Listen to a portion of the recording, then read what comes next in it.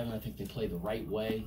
He is doing a phenomenal job in what I think is obviously the best conference in all of college basketball, and kudos to him. You know, we're obviously very fortunate to end up on the good side of things today. In Georgetown, you know, they made it a really, really tough game. And I thought, you know, Tyreek really rebounded in the second half. I didn't think he played very well in the first half. He played very frustrated. I told him I was a little frustrated with his play as well. As frustrated as he was, I think I was more frustrated, but he got it going in the second half for us. And I think when he's going, he is the heart and soul of our team. I think he's the best big man in the Big East. And but he's got to be that way all the time for us to be good.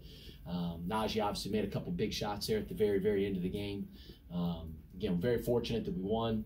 You know, again, it wasn't aesthetically very pleasing. We had a lot of turnovers, but you know, we got to take care of the ball a heck of a lot better in order to have any success moving forward.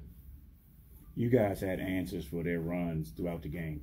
Do you attribute that to basically being an older team or experienced team, tougher? What would you? Yeah, I think so. You know, I thought we kind of always kept it at an arm's distance, right? Even when they went on their runs. Then they obviously made a big shot late. Blair made some big shots at Pickett, and give those guys a lot of credit. But you know, Najee made some big shots. Tyreek did as well. You know, in order for us, and those are older guys. And you know, to win in March, you got to rely on older guys, right? You go as your older guys go, and I thought Tyreek and Najee did a tremendous job for us down the stretch. This summer, we talked briefly at a camp, and you mentioned how Najee had improved his jump shooting. Are you happy with that progression? Yeah, you know, he's worked really hard on it. He's worked really, really hard on it to find that consistency. You know, Najee's always been a young man that's better going to the rim. But if you have to play him honest, it makes that going to the rim that much harder to guard, right? And he's really done a good job developing that, working on it.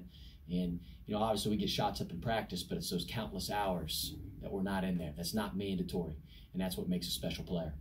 Coach, you elected not to foul up three on that. What was the thinking there? What did you tell your guys?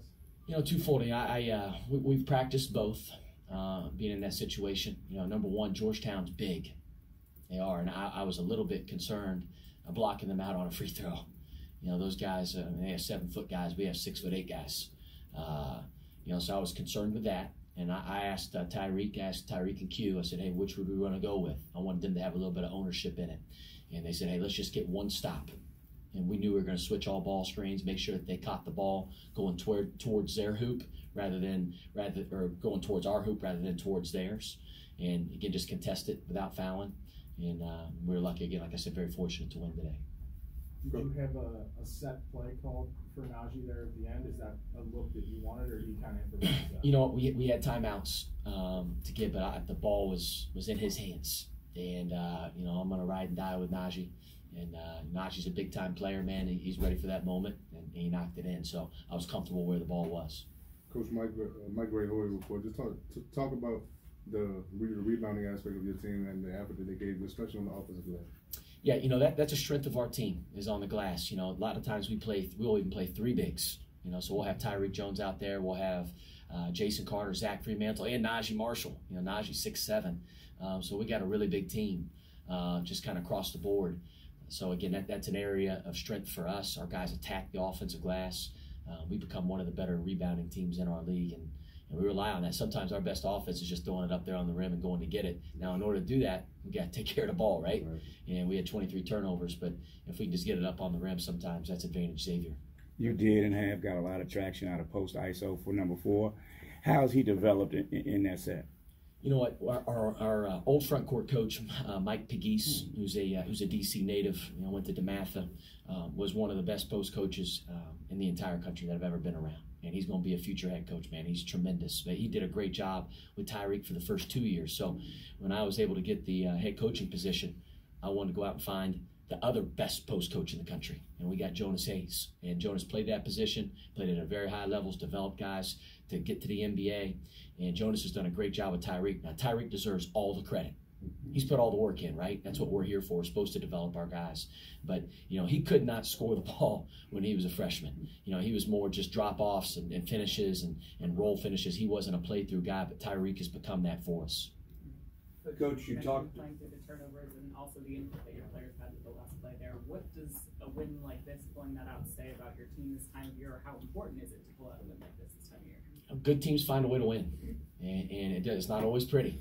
You know, we didn't play well, but again, Georgetown is a big reason because of that, right? And but we got to play better. But again, I think it tells a lot about our team. We're going to stick together. You know, even when they went on their runs, I thought our team stuck together. Cannot lose our minds. Can't get any technical fouls, which we got tonight, which is ridiculous.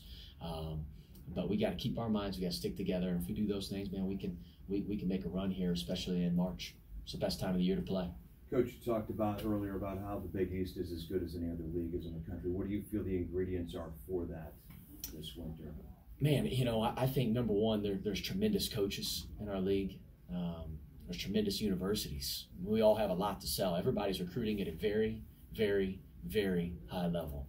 You know, every time we get a kid that's a young man committed, I always tell our guys, hey, don't forget Georgetown's getting the same thing. So is Marquette. So is Villanova. So is Providence. Everybody's good. And then the coaching's tremendous. The scouting's good. We all know each other really, really well. And it's what makes these games really hard. You know, you got to find a way to get easy baskets at this time of the year to have any success. But again, the league is in great shape, and I think it's only going to get better moving forward. You obviously game plan for all these opponents, especially you know these conference teams well. How much does that almost go out the window when the other team has all these injuries and you have 2 walk-ons playing a kid who was probably going to get redshirted, ran out of lineups? You know, it was hard. It was a hard game to prepare for. We obviously prepared for year 7 and Mac McClung playing because we didn't know. And you want to prepare for those guys because they do play differently without those guys. And year 7's probably the best offensive post guy in our league. He is. No, not probably. He is the best. And for Coach Ewing to have the success that he's had with those guys out is a testament to him. And I don't think that can go unsaid. Like, what he's doing is a tremendous job.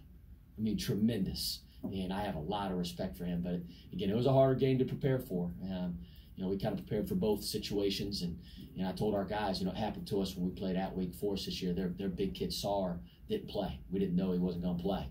And then I felt like our guys had a letdown mentally. And I said, hey, fellas, I don't care if Michael Jordan plays for Georgetown today. I do not care. They got to get it. We got to play hard. It's all about us, regardless of who laces them up for Georgetown tonight. One last question. Anybody? Thanks, Coach. Thank you. Good luck.